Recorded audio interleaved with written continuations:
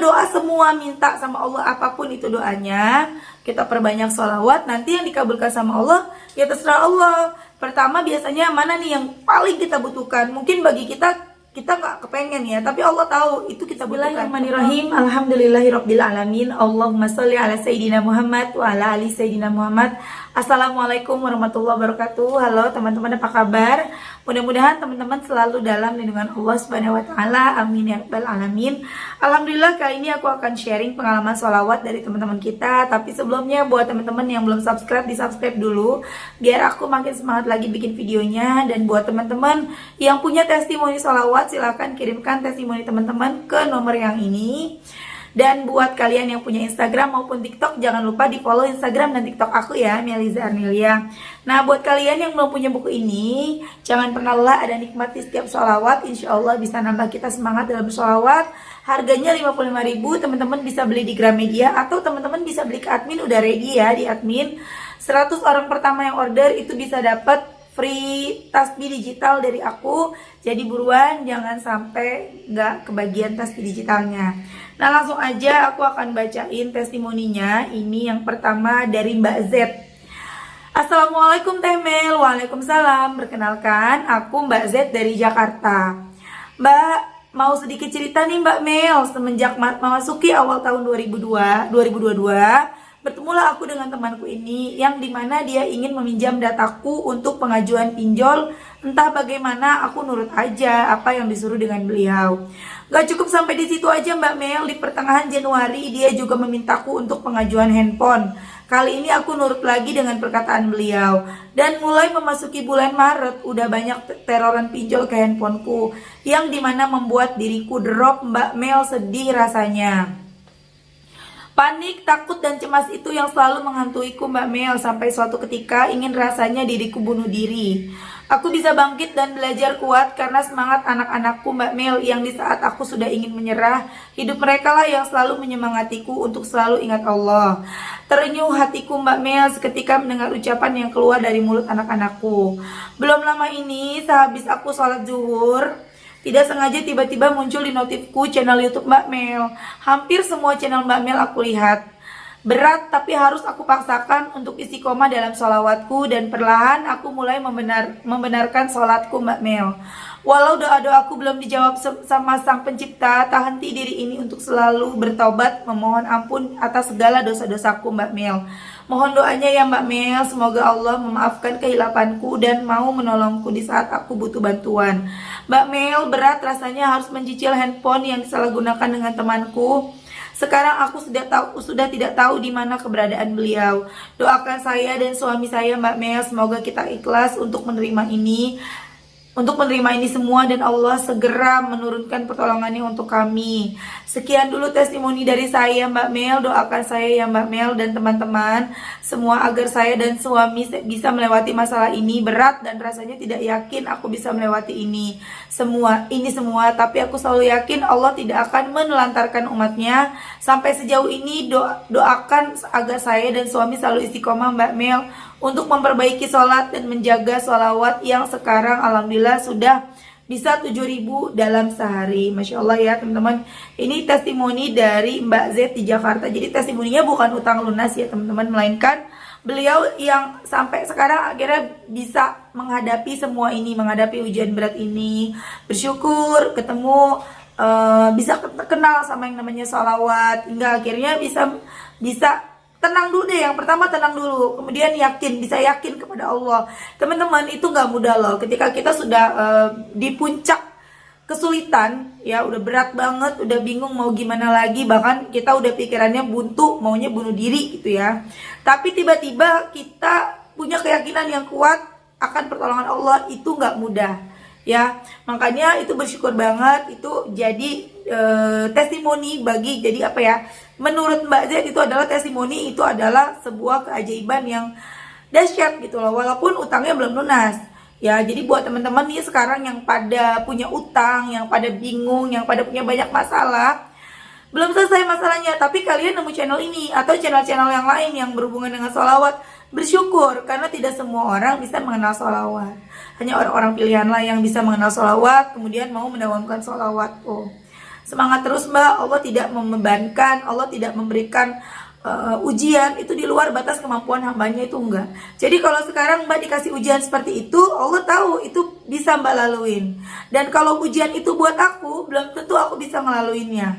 Karena semuanya udah sesuai porsi masing-masing. Dan ujian yang aku jalanin, yang aku dapetin, yang aku rasain juga belum tentu bisa dijalanin sama Mbak Z dan juga teman-teman yang lainnya. Jadi kita semua tuh sama Allah udah dikasih ujian, udah sesuai dengan kemampuan kita, kita bisa. Nggak mungkin ujian itu di luar batas kemampuan, itu kan udah janjinya Allah. Kalau Allah ngasih ujian itu tidak akan pernah di luar batas kemampuan hambanya. Itu dulu yang buat jadi penyemangat teman-teman ketika teman-teman lagi diuji yang udah berat banget. Oh, Allah aja bilang kalau Allah nggak akan memberikan ujian di luar batas kemampuan hambanya. Masa aku nggak yakin orang Allah yang janji kok gitu ya. Terusin sholawatnya Mbak, pasti selesai ya. Bisa jadi nih ini adalah cara Allah menghapus dosa Mbak dan suami. Dibikin ketipu lah sama temennya ya, temennya bisa menipu seperti itu. Memang ya temennya salah, tapi kita jangan langsung nyalain orang ya. Udah itu disimpan, kembali lagi ke Allah. Oh mungkin aku punya salah, mungkin aku punya dosa yang membuat aku harus mendapat ujian seperti ini. Jalanin, insya Allah selesai masalahnya, dihapus dosanya, diangkat derajatnya Mbak tuh ya.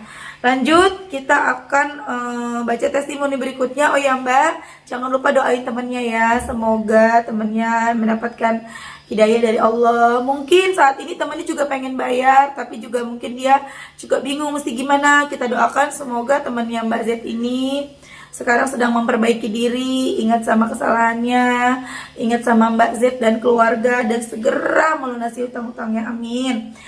Lanjut ya teman-teman, ini kisahnya mirip juga nih, sama banget. Kenapa bisa mirip gini ya? Ini sebut aja namanya Mbak Dini ya. Assalamualaikum Kak Mel. Waalaikumsalam Kak, aku mau kasih testimoni sholawat. Awalnya nggak sengaja video Kak Mel lewat beranda YouTube saya Kak, yang tentang uang goib masuk ke rekening suaminya itu. Terus saya sholawat, tahajud juga Kak Mel. Saya berharap juga dapat hal demikian terjadi ke saya, karena utang pinjol di mana-mana Kak. Saya terjerat pinjol karena kasihan sama teman saya. Jadi saya biayai pernikahannya Kak Mel, dan setelah menikah suaminya belum dapat kerja yang pasti, dan saya yang bayar sisa pinjolnya Kak. Sampai akhirnya saya berhenti bekerja dan suami nyuruh di rumah. Dan dari situlah kakak saya bingung bagaimana cara bayar semua utang-utang itu Kak. Akhirnya saya dari pinjol A sampai ke pinjol B dan hidup di teror terus Kak Mel. Minjam sana sini, akhirnya pinjaman membengkak tanpa sepengetahuan keluarga dan suami saya. Dan saat saya lihat video kakak itu, saya coba sholawat dan tahajud. Dan pada saat jatuh tempo pembayaran pinjol, pinjol saya kakak, saya iseng ke ATM dan ternyata ATM saya masih kosong. Dan saya nggak putus asa sampai di situ Kak. Saya perbaiki diri saya lagi kemudian, meskipun AP tiap detik diteror pinjol. Saya perbaiki sholat saya, alhamdulillah kakak satu persatu keajaiban itu muncul. Satu hari saya amalkan sholawat, alhamdulillah kakak anak saya dari yang susah makan jadi minta makan sendiri. Saya punya anak usia 2 tahun Kak Mel, saya minta sama Allah agar anak saya mau makan. Ternyata alhamdulillah Kak, meskipun saya masak cuma sama telur dadar, dia makannya lahap. Hari kedua Kak Mel, awal masuk puasa Sabtu kemarin, saya nggak pernah berhenti doa, sholawat kakak sama baca surat Waqiah, Yasin dan baca Quran. Alhamdulillah Kak Mel, saya dikasih lagi belanja bulanan Kak sama suami, yang awalnya uang itu nggak dikasih sama suami karena suami sediakan stok bahan makanan di kulkas, dan itu suami yang atur Kak. Kalau mau belanja boleh Kak, asal liatin truk belanja saya. Tapi alhamdulillah kakak, dia kasih saya uang belanja lagi. Meskipun gak banyak, tapi alhamdulillah bisa bantu. Dan saat pinjol saya yang satunya itu udah 1 minggu jatuh tempo, teman saya ditelepon kakak dan dia marah-marah. Tapi hati saya gak ada takut sedikit pun. Saya yakin Allah pasti bantu saya. Malamnya saya gak tidur, saya sholat tobat, tahajud, baca Quran juga. Siangnya abangnya menagih hutang dan marah-marah juga. Di sana Kak, saya merasa hancur sehancur-hancurnya, dan tapi saya yakin Allah pasti nolong saya. Masya Allah kakak, Habis saya ngaji dan sholat, saya di WA kakak perempuan saya. Sawah almarhum ayah saya ada yang nebus kakak, saya dapat uang 2 juta. Alhamdulillah kak, bisa buat bayar cicilan pinjol, gak disangka-sangka. Padahal sawah itu udah lama kak, Masya Allah merinding saya kakak. Doakan ya kakak, semoga utang-utang saya lunas di tahun ini, amin. Makasih Kak Mel, channel YouTube-nya sangat bermanfaat. Semoga Kak Mel tambah jaya, amin. Asal saya dari Padang, panggil saja nama saya Dinika, nama samaran. Kemudian aku tanya, jadi itu hutangnya teman dan Mbak Dini yang bayarin? Iya. Kalau boleh tahu berapa totalnya? 60 juta. Ya Allah, ya Allah, temennya nggak ada usaha apa gitu buat bantu? Aku tanya gitu ya. Dan teman saya dibantu sama suami saya kakak buat tinggal di rumah KPR kami, dan sekarang dia udah pindah ke rumah ibunya. Suaminya kerja sama kakak ipar saya, dan karena suaminya nggak jujur, jadi saya bilang sama teman saya, dan dia bilang kalau saya fitnah suaminya kakak, dan sekarang dia nggak mau tahu Kak Mel, tapi saya ikhlasin aja. Mudah-mudahan itu jadi bekal saya nantinya, amin. Teman saya pakai data saya yakin Allah ada rencana di balik ini. Saya yakin Mbak ini rencana Allah. Jadi Mbak Dini ini benar-benar berusaha berpikir positif ya untuk masalah ini. Beliau ikhlas, ya sudah, ini udah terjadi gitu ya, jadi nggak menyesali, nggak nyalahin gitu ya. Ini udah terjadi, mungkin aku punya salah, mungkin aku punya dosa sehingga Allah membiarkan aku mempunyai masalah seperti ini. Alhamdulillah mbaknya punya pikiran seperti itu ya. Cuman ini jadi pelajaran ya, udah 2 nih ya kisahnya, yang benar-benar kita tuh terlalu percaya sama temen sehingga akhirnya teman kita berkhianat ya teman-teman. Jadi pelajaran buat kalian dan buat siapapun teman-teman yang nonton tayangan ini. Jadi pelajaran banget kalau yang namanya udah urusan utang, jangan pakai jangan deh gitu loh, apalagi pakai data kita. Terus semuanya jangan mau saudara, mau temen jangan. Mending kita doain deh temen kita misalnya butuh duit nih, minta tolong sama kita buat minjem pinjol, pakai data kita, nggak usah. Nggak perlu, kita mau bantu duit nggak bisa nih, udah kita doain. Doa itu senjata loh bagi kita loh, itu senjata paling tajam. Doain supaya kita punya rizki untuk bantu dia, atau supaya dia dapat rizki dari jalan mana aja dari Allah untuk bisa menyelesaikan masalahnya. Jangan sampai coba-coba kita bantu dia untuk pinjol atau kita pinjam ke rentenir ya. Itu bukan solusi teman-teman, itu malah bikin mencekik kita. Selain juga riba, dosa ya, nyekek beneran deh, rezeki jadi seret, jangan sampai, nauzubillah. Nah lanjut, ada testimoni berikutnya. Assalamualaikum Kak Mel, saya ingin bercerita. Ini sebelum saya mengenal YouTube Kak Mel, saya dulu emang suka sholawat untuk tidurin anak saya kalau lagi mau tidur. Cuma saya belum tahu dahsyatnya sholawat. Jadi waktu itu Kak, badan anak saya panas tinggi, demam turun naik sampai 7 hari Kak. Setelah demam itu Kak, timbullah benjolan sebesar bola pingpong di bawah telinga anak saya. Benjolan itu keras Kak dan menetap, dipegangnya sakit. Saya bawalah ke klinik. Berapa hari kemudian, sebelumnya saya coba kayak obat herbal dulu, kayak air bengkoang. Malamnya cari info di YouTube, Google, bahkan saya gabung grup juga Kak di FB. Semakin saya baca Kak Mel, tanda-tandanya hampir 80% ada pada anak saya.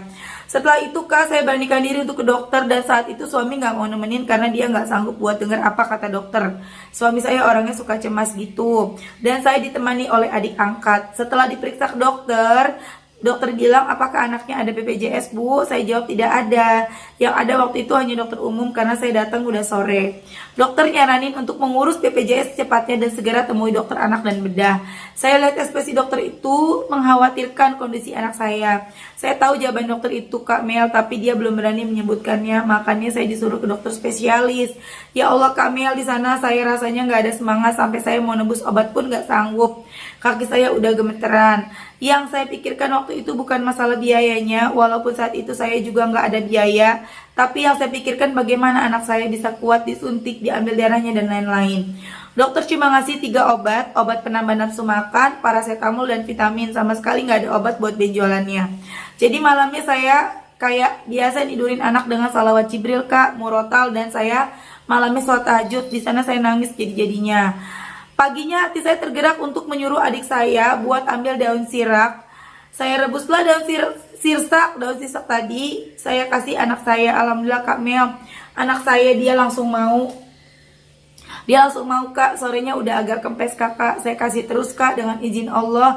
Sekarang anak saya udah sehat tanpa bekas. Padahal saya salawatnya nggak minta apa-apa loh Kak. Saya dulu salawat buat mengajarkan anak saya aja agar bisa bersolawat, tapi Allah kasih lebih Kak. Setelah saya lihat-lihat YouTube Kak Mel, saya jadi ingat kejadian itu. Ternyata ini semua berkat solawat. Terima kasih Kak Mel.